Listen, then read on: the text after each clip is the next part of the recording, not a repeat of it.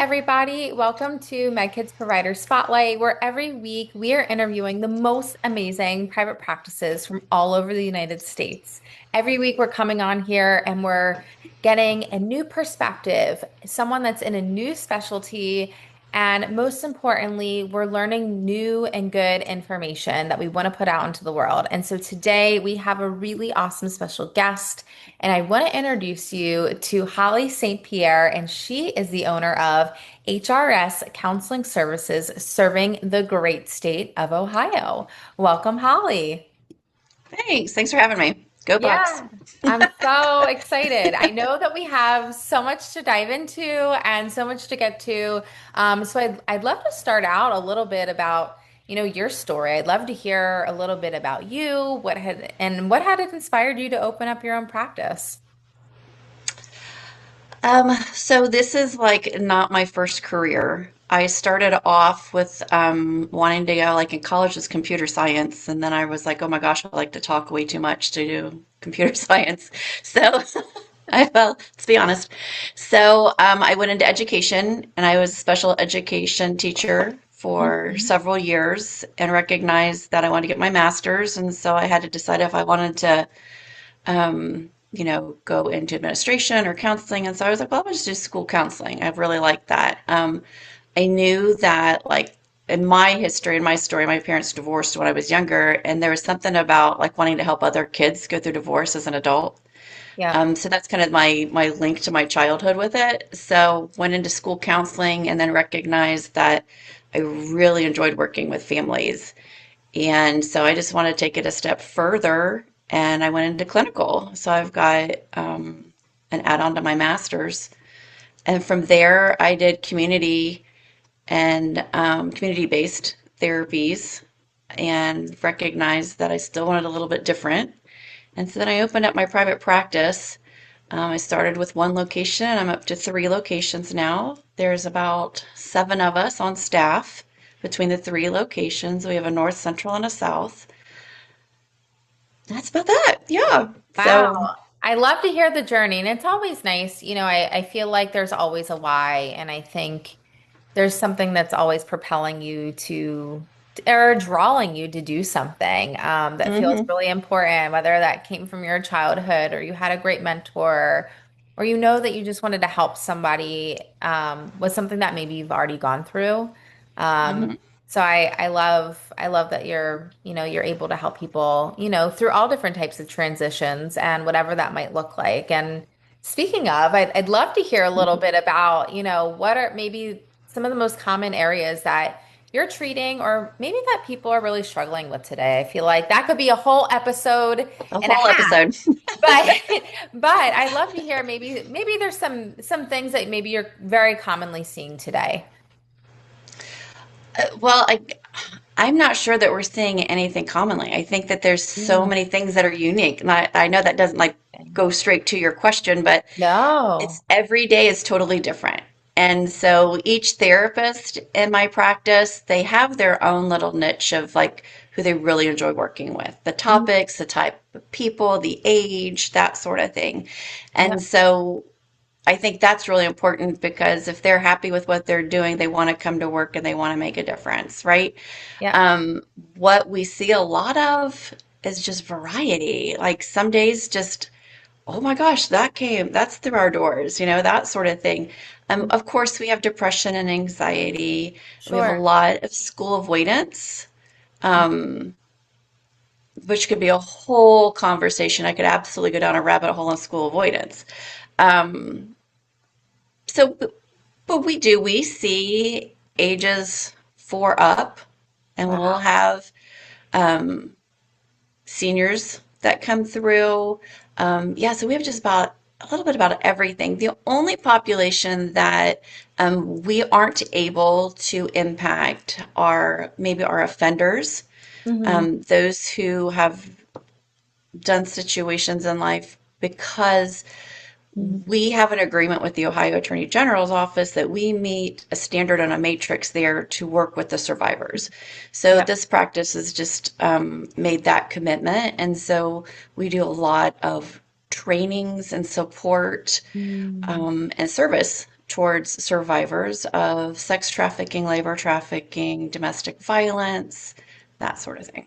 Yeah, you know what, Holly, you brought up something so interesting because we've actually never talked about this in the past 6 years of all provider spotlights Uh-huh. that and no one has ever really shared that that you had committed, your practice to supporting survivors. And that is something that is legal and binding. And that's a really interesting fact that I think a lot of people, maybe even as they're starting practices, they may know or not know about, or just Mhm. non-clinical people, like myself and others, Mhm. have no idea that that's out there, and that maybe if they are a survivor of, that kind of maybe, that kind of abuse or anything that, like of Mhm. that nature, they might want to seek out a practice that only works with survivors, which is Well, it's interesting. really important. I mean, I'm thankful that this has come up in our conversation because it's Yeah. really important because your therapist, your counselor, your social worker has to absolutely be trained the appropriate ways. Yeah. So we've got levels in the community of therapy of trauma awareness, trauma Mhm. informed, trauma responsive, and then I trauma impactful, right? Like how are we impacting with the traumas that are coming towards us and the individuals that are coming into services. And so it's a great segue to go right into brain spotting, but that's the commitment. So like if you're a therapist and you're listening to this, I compel you with the deepest part of my soul that if you are working with survivors or people who you're diagnosing with complex trauma, PTSD, um, anything along those lines, seek me out. Or if I'm not near you and I can't help train you, I will find somebody that can train you. Yep. But it is really, really important because what happens is when we do talk therapy is utilizing our neocortex. That's the front part of our brain. And in the front part of Mhm. our brain, talk therapy is going to work with decision making and all those words, the semantics, our Yep. wisdom, that sort of thing. But Yep. when we work with survivors or we work with anyone who's got OCD or someone who's got maybe like this complex depression and they've done all this talk therapy and they just feel stuck. So you've told them a million times to go take a walk, get out in nature, this one, but it's not working and we're getting Yeah. stuck in therapy. That's when a somatic type of therapy is going to work. It's called a bottom up therapy. And now what I mean by that is the bottom up from the brain. So it goes into our midbrain and in that area is where we're holding on to those memories and the Yep. traumas and things like that. And so by utilizing a bottom-up approach in therapy, which is brain spotting, Yep. EMDR could be another one, Yep. somatic experience could be another one. Mhm. Um, my favorite, of course, as I'm here is, I've sold on to brain spotting because it's 100% client centered. And we are teaching the client to have agency for themselves. They tell us yes, no, they tell us what to do. Like, I could just go on and on. But so, No, like, I that's the love it. important part. That's the important Yeah. part is like, if you're a therapist, I hope you hear me is that talk therapy can really re-traumatize if we've got a survivor and asking them to re-talk and retell, go through your narrative over and over again. We're desensitizing, we're not healing. Yeah, I'm so glad that we brought this up. I know this is like what, I love sometimes the little sparks and Yeah. light bulbs that come off in provider spotlight because it brings out such great conversation, and this is, the different perspectives portion of what I was talking about at the beginning. It's so important to get different perspectives and learning something new. And so I just love that you had brought this up, and because you've said it, and I want to learn a little bit more, and I think everyone would appreciate learning a little bit more about brain spotting, but I know that that is what makes you guys really unique, and that is a part of Mhm. your approach. And so I'd love to hear a little bit about your approach and how that also works in terms of brain spotting as well. Sure. Like, just to clarify, like, to Mhm. understand what we're doing with brain spotting, Yeah, I that would sort of love, thing. yeah, Okay. I would, yeah, I Okay. think there's a lot of people out there that may have heard about it, don't quite Uh-huh. know what it's all about, but would Sure. love to just hear from you how you best utilize it, and really like to use that as a core model for yourselves. Sure, absolutely. So, like I said, it we perceive this as being 100% client centered. Yeah. And so the way a person heals from whatever they have going on, whether it's an addiction, whether it's just a little anxiety, like just trying to get Mhm. through your day, we heal with being witnessed by others, seeing and heard, right? We want to always be seen, heard, valued. So, in the approach of brain spotting, the key component is we call a dual attunement. And so it's your provider sitting with you as the person coming for counseling, and we're witnessing you. We're there with you. Now we've got all these little things in our tool bag and that sort of thing to help the session go along, right? Sure. But the key part of it is that we're helping whatever is held and stuck in the body Hmm. move and become unstuck. And that's like the most simple, clearest way I can explain it. But what that looks like is um, a trauma can get stuck inside, and the trauma can be the perception of the client, right? Hmm. So, let's say there's a little kid. I give this example all the time. So if you see me on another podcast, I've used the same example. But there's a child that's walking, right, and maybe mom, dad is 3 or 4 steps behind, and a dog runs up, right? The dog jumps up. If there's no one there to help that child form a narrative, Right. oh, that dog wants a little kiss, that the child could perceive that, oh, that dog's going to eat me and bite my face, right? So that child may go into adulthood and have this response to animals running towards it, let's say, to them, Interesting. and not understand, right? Yeah. So, right. And Sure. so Huh. that trauma gets stuck within our system and our body, and we're holding on to it, right? Brain spotting is utilizing the eyes because the occipital lobe goes back into our brain, and our brain is filtering things that come in through our eyes, right? So yeah. So it goes into our midbrain, and what we're doing with brain spotting is we're finding a spot in our visual field that connects with the sensation in our body, Hmm. good, bad, ugly, In between. fantastic. Like it could be all sorts of sensations in our body, right? Yeah. And so we have different ways of approaching if a person's numb, if a person has big, huge emotions, or if they Mhm. just have no emotions, they're disconnected. And so what we're doing is we're taking and allowing what's stuck to kind of reorganize, Yes. right?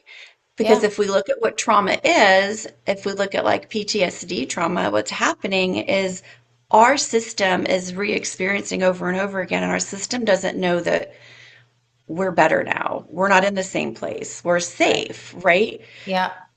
So brain spotting does that. And talk Mm. therapy just isn't able to connect to that midbrain experience. There is a great time and place for talk therapy because we do that here too, Yeah. right? Like I'm not here to shut that down whatsoever. But we have to know when to use a bottom up approach so that talk Yeah. therapy can be successful. Yeah, I love that you're seeing the client or patient for where they are in their journey and using the best method in terms of what is going Mhm. to bring them most success in their journey, Yeah, whatever that might yeah, be. And I like yeah. that, you're using different things, you're doing different things, modalities to help that person achieve what they've set out to do. And that could be, something that you and I might think are really small or really big, it doesn't matter. I think everyone has an individual goal for themselves. And I think that maybe leans me into, I think maybe the misconceptions of, mental health and, therapy. And I'm sure, Holly, you get a ton of questions your way all the time about what people think this is or what it should be, or do you do this? I had a friend who had experience and this is what it was like. And I don't want that. So is it that? So I would love to hear from you. Maybe what are some of your misconceptions that you get all the time? What are the questions that you get asked and you're like, man? I wish I had a microphone just like this right now to say, okay, for once and for all, everybody, this is what this is, and it's not to be, to be scared of. But without further Yeah. ado, I'd love to know from you. Well, I think like a big misconception is really just therapy. Like Mm-hmm. you have to have a huge problem to go to therapy, right? Mm-hmm. Um, that's I think that's our biggest misconception is that not everybody needs it. I'm fine. I Mm-hmm. had a conversation with someone and they're like, I don't need therapy. I was like, oh, okay. So you don't really have any difficulties or struggles? Nope. Come to find out, the person had been divorced, had miscarriages. Um, and okay, so who am I to judge if they feel like they need therapy or not? But what if you just sat down with somebody who could witness what you've gone through and it be released? Yeah. And like you could have a new look, you could have a new feel, you could have a new perspective, right? So I think that's one big misconception. The other misconception is that when you go to a therapist, they're going to tell you what to do and they're going to have all the answers. Yeah. So I have trained every single one of those who've come after me in this field that we give no answers. We're here to walk with you for you to make your decisions. We may problem solve together, but Yeah. we will never ever give you an answer. We will never ever tell you what to do. Mm. My point of view is not relevant in a therapy session. We're here to help you walk through your journey. So Yeah. I think those are two big misconceptions is that you don't need it because of course I'm a therapist and I think everyone needs therapy. Well, I mean, it's a simple question like, do you go throughout life maintaining the same feeling? You know, like, do you just experience happiness or sadness, like, or is it just indifference? I think that a lot of Mm, people through different situations experience different things, and that kind of makes them feel a certain way. yeah, And yeah. and so I think, yeah, everyone can benefit out of seeing someone. And I think there's little traumas that we experience, whether young, growing up, or even today. You're like, wow, that was a doozy. I could really talk through that with somebody that can maybe better help me better understand that, or Hmm. why I was feeling that way, or Yep. why that was my reaction to Hmm. this. Yeah. And so I couldn't Yeah. agree with you more. So I think another misconception is that when you go to therapy, you have to talk. I know I'm going to kind of blow people away with this one because when you come for Oh, brain spotting therapy, we don't have to talk. So we really can meet the needs of people who can't share details of what their trauma mhm. is. So, Interesting. like maybe we've got lawyers or first responders or ER docs or something like that. Because here's the thing, like when we talk and talk and talk, we are re-experiencing, right? So Yeah, when we use brain spotting, we don't have to talk. that's so It's interesting. really cool. Yeah, No yeah, one's it's ever talked phenomenal. about that before. Like, Hmm. again, this is why this is the misconceptions time, is because Right, people right. think that they need to talk about their experience and what has happened to them. And Hmm. sometimes there are no words, or you can't. That is Well, very, and if you have, right, and if you have a young age trauma that could be pre-verbal in our development, we can still work on that trauma and you won't have words for it because you didn't have words when it happened. mm, mind blown. I think this is incredible. Yeah. I think there's so much here that people really don't know about. And Mhm. um, Holly, again, like, bravo to you. 6 years provider spotlight, and got something new in here. I love this. This is really fascinating. Fantastic. I mean, I Good. think Fantastic. this is this is what people need to learn. And I think, even for people that are, in school, or maybe therapists already, and learning or wanting to explore different modalities, in their practice, this is a great thing to think about. And so I'm so happy that you brought this up. And I think this just kind of rounds us out to the perfect spot of, Provider Spotlight is to just, you are the pro, and we would Oh, love to, thanks. yeah, you are. You're the pro. And everyone here is probably like, what else is Holly going to say? This is amazing. But we love to learn from you, like maybe some pro tips that you can give out in terms of, maybe some homework that you might give to, patients and clients that, can improve some mental health trajectory to start looking more like this. If they were maybe to do, which I know looks different for everyone, but in broad sense, if there's something that we can do, a little nugget that we can take with us today, I'm sure some people would like to put it in place. But then, so that's kind of the client patient side. But I'd love also a pro tip for people that are in your shoes, people that are clinicians, people that have started their own businesses, and it's, not as easy as we all might love it to want it to be and love it to be. And so maybe there's some love that you can throw those people as well. And some of Holly pro tips of what has propelled you forward and being a business owner yourself. Well, on the client side, um, when we talked about this a little bit, I think that the thing that I make sure that everyone that leaves my office recognizes is that regulation is the most important, being Hmm. able to regulate our system. And Hmm. we can't learn to regulate unless someone is in our presence and attuning with us who is regulated. So Hmm. when we ask our kids or we ask an adult who's never been regulated and regulate their system to do that, Yeah. like we're asking them to do something they can't do, Yeah. right? And so parents or even bosses need to be able to regulate their emotions and their system so that the person that they're engaging with can regulate to them. So I think that's kind of I make sure that all my therapists know that that's one of those things. Like we have to look at how we are responding, how our vagus nerve is responding in a ventral vagal state of being able to be happy at a happy moment to jump on a trampoline, and that's appropriate and that's okay, but to regulate our system and to know when it's okay to yell and scream and when it's not, and who can witness that and help us become regulated to our environment that's appropriate. That's so smart. And it's so underrated. I feel like in some sense we all know that like, if we're putting something out into the world that isn't great, we're gonna get some reactions back, right?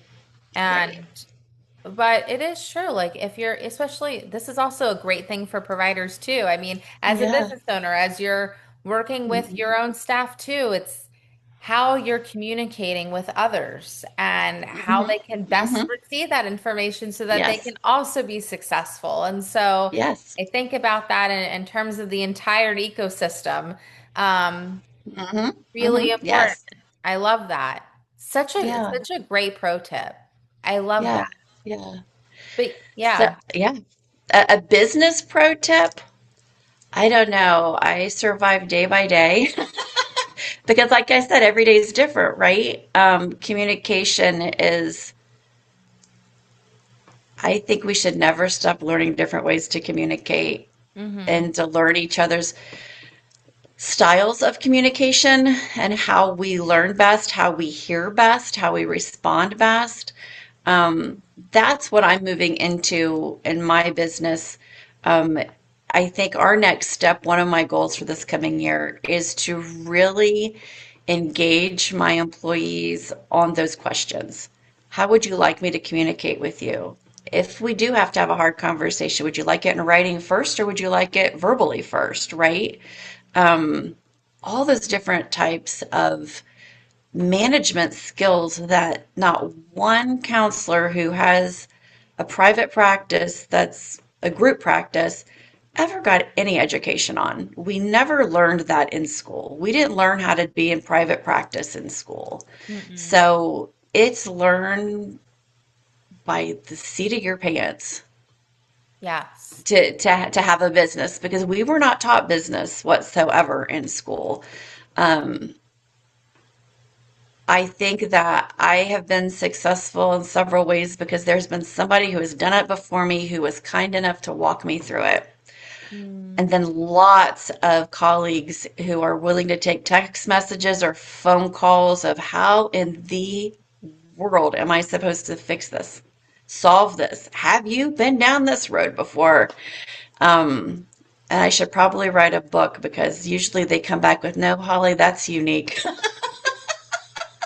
So I should probably write a book because it would probably be a bestseller on the fact that like things come my way that I like am making a path. So yeah.